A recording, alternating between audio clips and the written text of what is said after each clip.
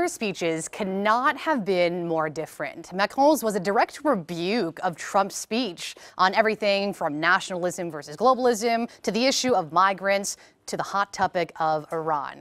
Well, Trump, let's start with nationalism versus globalism. Trump said that nation states should act in their own interest. He rejected this idea of multilateralism at the United Nations, the center stage for multilateralism, saying here that he rejects globalism and instead embraces the doctrine of patriotism. And contrast that with Macron, who says, without naming Trump, that some have chosen a survival of the fittest approach, but instead he chooses a multilateral approach. Now, Macron also went on to say that he, of course, embraces sovereignty as the leader of a nation state, but believes that it doesn't mean rejecting collective action.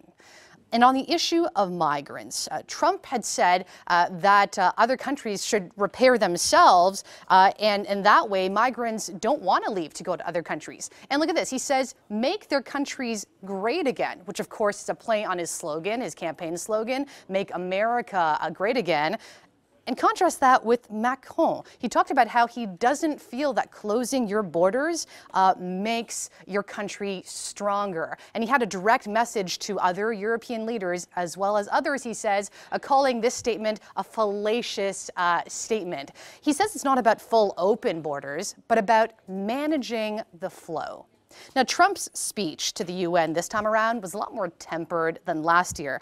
But when it came to Iran, he had a very strong message. He wants to isolate Iran, wants to stop other countries from buying up Iranian oil. Remember, there will be new U.S. sanctions in November. And as you heard Alistair mention there, he said that Iran's leaders sow chaos, death, and destruction. The U.S., of course, left the Iranian nuclear deal, which was supposed to ease sanctions,